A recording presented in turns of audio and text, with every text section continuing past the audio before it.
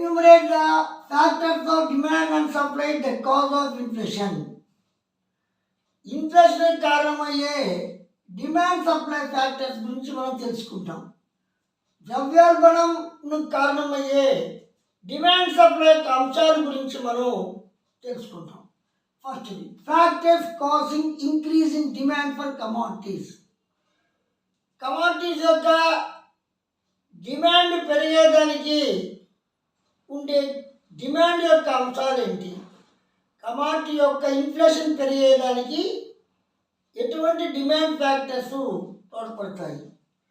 High rate of growth of population, increase in non plan and plan expenditure by the government, rise in the per capital income of the people due to economic development, increased spending by the government on employment programs and welfare scheme, liberal availability of credit for unemployed to economic activities. ఇవన్నీ కూడా inflation పెంచేదానికి అయ్యే demand factors. First, population పెరగడం. ఎప్పుడైతే population పెరుగుతుందో పీపుల్కి అవసరమయ్యే commodities, నీకు పాపులేషన్ పెరిగితే వాళ్ళకి అవసరమయ్యే ఫుడ్డుకు కూడా డిమాండ్ ఏర్పడుతుంది. ఫుడ్డుకు డిమాండ్ ఏర్పడితే ప్రైసెస్ పెరుగుతాయి, ఇన్ఫ్లేషన్ ఏర్పడుతుంది. Government plan expenditure, non plan expenditure చేస్తుంది. 5 year ప్లాన్స్ రూపొందిస్తుంది. First 5 year plan, second 5 year plan, third 5 year ప్లాన్ని 5 year ప్లాన్స్ ఇప్పటిదాకా కంప్లీట్ చేశారు. 13th 5 year ప్లాన్లో ఇప్పుడు ఉన్నాం అన్నమాట. ఈ ప్లాన్స్లో ప్రభుత్వం అగ్రికల్చర్కి, ఇండస్ట్రీస్కి, సర్వీస్ సెక్టార్కి ఎక్కువగా డబ్బులు కేటాయిస్తుంది. దీనివల్ల ప్రైమరీ సెక్టార్, సెకండరీ సెక్టార్లో పనిచేసే వాళ్ళకంతా కూడా ఇన్కమ్ పెరిగి డిమాండ్ పెరగదు. వాళ్ళు వస్తువులను ఎక్కువగా పర్చేజ్ చేస్తారు. డిమాండ్ ఇంక్రీజ్ అయ్యి ఇన్ఫ్లేషన్ ఏర్పడుతుంది. గవర్నమెంట్ ఇంకా అదర్ యాక్టివిటీస్ కూడా ఖర్చు పెడుతుంది. Primary sector, secondary sector, service sector కాకుండా ఇతర యాక్టివిటీస్ ఖర్చు పెడితే దాన్ని మనం నాన్ ప్లాన్ ఎక్స్పెండిచర్ అంటారు. అప్పుడు ఆటోమేటిక్గా పీపుల్ యొక్క ఇన్కమ్ పెరిగి కమాడిటీస్కి డిమాండ్ పెరిగి ఇన్ఫ్లేషన్ ఏర్పడేది. గవర్నమెంట్ వచ్చి ఎంప్లాయ్మెంట్ ప్రోగ్రామ్స్, వెల్ఫేర్ స్కీమ్స్కి ఎక్కువగా ఖర్చు పడింది. పీపుల్కి ఎంప్లాయ్మెంట్ ఇచ్చేదానికి కొన్ని యాక్టివిటీస్ అంతా కూడా రూపొందిస్తుంది. గవర్నమెంట్ వచ్చేసి పీపుల్కి ఉద్యోగాలు ఇచ్చేదానికి కొన్ని Jawahar Rozgar Yojana, national rural employment programme, ఇలా కొన్ని ఎంప్లాయ్మెంట్ ప్రోగ్రామ్స్ రూపొందిస్తుంది. Next training for rural youth and employment programme. కాబట్టి రూరల్ ఏరియాలో ఉండే యూత్లకి ట్రైనింగ్ ఇవ్వడం. సాఫ్ట్వేర్ సంబంధించి ఉచిత కోర్సులంతా కూడా ప్రవేశపెట్టడం. ఇవన్నీ గవర్నమెంట్ తీసుకుంటుంది. ఇప్పుడు ఆర్టిఫిషియల్ ఇంటెలిజెన్స్ భూమి ఉందన్నమాట. దానికి సంబంధించి సర్టిఫికేట్కి అంతా ఫ్రీ కోచింగ్ సర్టిఫికేట్ ఇస్తుంది. అన్ని గవర్నమెంట్ పెట్టుకుంటుంది. ఇవన్నీ కూడా ఖర్చు పెరిగి వాళ్ళ ఉద్యోగాలు వస్తే వాళ్ళ ఇన్కమ్ పెరిగి కమాడిటీస్కి డిమాండ్ పెరిగి ఇన్ఫ్లేషన్ ఏర్పడదు. తర్వాత గవర్నమెంట్ వచ్చి వెల్ఫేర్ స్కీమ్స్ కూడా ఎక్కువగా ఇంపార్టెన్స్ ఇస్తుంది. అంటే నీకు పొదుపు లక్ష్మి గ్రూపులని మహిళలకంతా కూడా పెట్టుబడికి తక్కువ వడ్డీతో పెట్టుబడి ఇస్తుంది. తర్వాత నీకు స్టోర్ల ద్వారా తక్కువ ప్రైసెస్కి కమాడిటీ నిత్యావసర వస్తువులు సప్లై చేస్తుంది. నూనె కానీ, బియ్యం కానీ. ఎక్స్ట్రా ఖర్చు అంతా గవర్నమెంట్ పెట్టుకుంటుంది. ప్రజలకి తక్కువగా రేటు లభించాయి కాబట్టి పర్చేసింగ్ పవర్ పెరగద్ది, డిమాండ్ పెరగద్ది. డిమాండ్ పెరిగితే ఇన్ఫ్లేషన్ అనేది ఏర్పడుతుంది.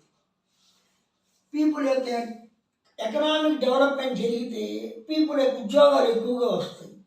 పర్ క్యాపిటల్ ఇన్కమ్ పెరగద్ది, ఎక్కువగా ఖర్చు పెడతారు, స్టాండ్ ఆఫ్ లివింగ్ పెరగద్ది, వస్తువులకి డిమాండ్ పెరగద్ది, ఇన్ఫ్లేషన్ అనేది ఏర్పడుతుంది.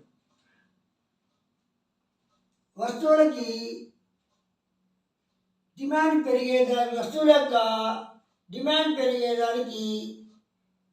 వస్తువుల యొక్క ధరలు పెరిగేదానికి డిమాండ్ యొక్క అంశాలు ఏంటి? జనాభా ఎక్కువగా పెరిగిందనుకో ప్రజలకు కావాల్సిన అవసరాలు ఎక్కువైపోతాయి. ఆ వస్తువులు ధరకు వాటి రేట్ పెరిగిపోతుంది. ఆటోమేటిక్గా వస్తువుల డిమాండ్ పెరగదు. వస్తువుల డిమాండ్ పెరిగితే ధరలు పెరుగుతాయి, ద్రవ్యోల్బణం ఏర్పడదు. ఆర్థిక అభివృద్ధి జరిగిన దానివల్ల ప్రజల యొక్క తలసరి ఆదాయం పెరగదు. తలసరి ఆదాయం పెరిగితే ఎక్కువగా ఖర్చు పెడతారు. ఎక్కువగా ఖర్చు పెడితే డిమాండ్ పెరిగి ధరలు పెరుగుతాయి. బ్యాంకులు కానీ ప్రభుత్వం కానీ అనుత్పాదక కార్యకలాపాలకు పరమతిస్తారు. అప్పుడు వాళ్ళు ఏం చేస్తారంటే ధరలు పెరిగేటప్పుడు రుణాలు తీసుకొని వస్తువులు దాచిపెట్టేస్తారు. ఆటోమేటిక్గా వీళ్ళు జూదాలు జూదాలు ఆడడం, గుర్రపు రేసులు ఆడడం ఇవన్నీ జరుగుతాయి. బెట్టింగ్లు ఆడతారు. అన్ఎక్స్పెక్టెడ్గా లాభాలు వస్తాయి. గాలిపాటు ఆదాయాలు అంటారు. ఆదాయం పెరిగితే వాళ్ళ యొక్క వస్తువుల మీద డిమాండ్ పెరిగి ద్రవ్యోల్బణం ఏర్పడుతుంది. ఇప్పుడు మనము ఫ్యాక్టర్ కాజింగ్ ఇన్అడిక్వేట్ సప్లై తక్కువగా ఉన్నందువల్ల నీకు ఇన్ఫ్లేషన్ పెరిగింది. వాటి కారణాలు ఏంటి? వస్తువుల సప్లై కొరత వల్ల, వస్తువుల యొక్క కొరత వల్ల అంటే సప్లై యొక్క అంశాలని ఏ విధంగా ధరలు పెరుగుదలకు కారణమవుతాయి. మాన్సూన్ ఫెయిల్స్ అయిన దానివల్ల, ఫ్లడ్స్ వచ్చిన దానివల్ల, హైబ్రిడ్ సీడ్స్ వాడిన దానివల్ల ప్రోడక్ట్ తగ్గిపోతుంది. ఆటోమేటిక్గా ప్రోడక్ట్ తగ్గితే కాస్ట్ ఆఫ్ ప్రొడక్షన్ పెరిగి ప్రైసెస్ పెరుగుతాయి. ఇన్ఫ్లేషన్ ఏర్పడుతుంది. మాన్సూన్స్ విఫలం వల్ల ఫెయిల్యూర్స్ వల్ల ఫ్లడ్స్ ఏర్పడతాయి. ఫ్లడ్స్ రాకపోవడం డ్రాట్స్ ఏర్పడతాయి. కమాడిటీ యొక్క ప్రొడక్షన్ తగ్గిపోతుంది. ఆటోమేటిక్గా రేట్స్ పెరుగుతాయి. కాస్ట్ ఆఫ్ ప్రొడక్షన్ పెరిగి రేట్స్ పెరుగుతాయి. రేట్స్ పెరిగితే ఇన్ఫ్లేషన్ అనేది ఏర్పడుతుంది.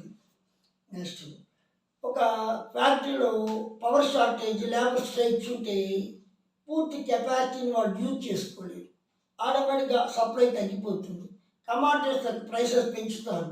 ఆటోమేటిక్గా ఇన్ఫ్లేషన్ అనేది ఏర్పడుతుంది. ఆర్టిఫిషియల్ స్కేర్సిటీని బ్లాక్ మార్కెటింగ్ ద్వారా క్రియేట్ చేస్తారు. ఫస్ట్ కమాడిటీస్ యొక్క ప్రైసెస్ పెరుగుతుంటే ఎక్కువ డిమాండ్ క్రియేట్ చేస్తారు, దాచిపెట్టేస్తారు, హోల్డింగ్ చేస్తారు. దీనివల్ల కమాడిటీ యొక్క సప్లై తగ్గి ప్రైసెస్ పెరిగి ఇన్ఫ్లేషన్ ఏర్పడుతుంది. కాబట్టి దీని వస్తువుల యొక్క ద్రవ్యోల్బణం ఏర్పడేదానికి కావాల్సిన సప్లై యొక్క అంశాలను తెలుసుకుంటాం. ఋతుపవనాలు విఫలం కావడం దానివల్ల, వరదలు వచ్చిన దానివల్ల, పంటలు తెగుళ్ళు వచ్చిన దానివల్ల, నకిలీ విత్తనాలు వాడిన దానివల్ల పంటల యొక్క ఉత్పాదన తగ్గిపోదు. సప్లై తగ్గితే ఉత్పత్తి వ్యయం పెరగదు. ఉత్పత్తి వ్యయం పెరిగితే ధరలు పెరుగుతాయి. ద్రవ్యోల్బణం అనేది ఏర్పడుతుంది. ఒక ఫ్యాక్టరీ రన్ కావాలన్నా, వ్యవసాయ రంగం అభివృద్ధి చెందాలన్నా విత్తనాలు, ఎటువంటి ఉత్పాదనలు కావాలి. అదేవిధంగా నీకు శ్రామికులు కావాలి. ఇవన్నీ కూడా సక్రమంగా లభించకపోతే ఫ్యాక్టరీలు తక్కువ రోజులు రన్ చేస్తారు. ఉత్పత్తి వ్యయం పెరగద్ది, ధరలు పెరిగి ద్రవ్యోల్బణం ఏర్పడతాయి. బ్లాక్ మార్కెటింగ్, ఎప్పుడైతే వీళ్ళు వస్తువుల యొక్క సప్లై దొరకకుండా ఉంటుందో దాచిపెట్టేస్తారు. ఇంకా ఎక్కువగా దొరకవన్నమాట. ఆటోమేటిక్గా సప్లై కొరత ఏర్పడి ధరలు అనేవి పెరిగిపోతాయి. ద్రవ్యోల్బణం ఏర్పడుతుంది. యంత్ర పరికరాలని ఎక్కువగా వాడితే వాటి యొక్క ఉత్పాదక సామర్థ్యం తగ్గిపోద్ది. ఆటోమేటిక్గా సప్లై తగ్గిపోద్ది. సప్లై తగ్గితే వస్తువుల యొక్క వ్యయం పెరగదు, ధరలు పెరుగుతాయి. కాబట్టి ఇవన్నీ కూడా ద్రవ్యోల్బణానికి కారణమవుతాయి. కాబట్టి ద్రవ్యోల్బణానికి కారణమయ్యే సప్లై యొక్క అంశాల గురించి మనం తెలుసుకుంటాం.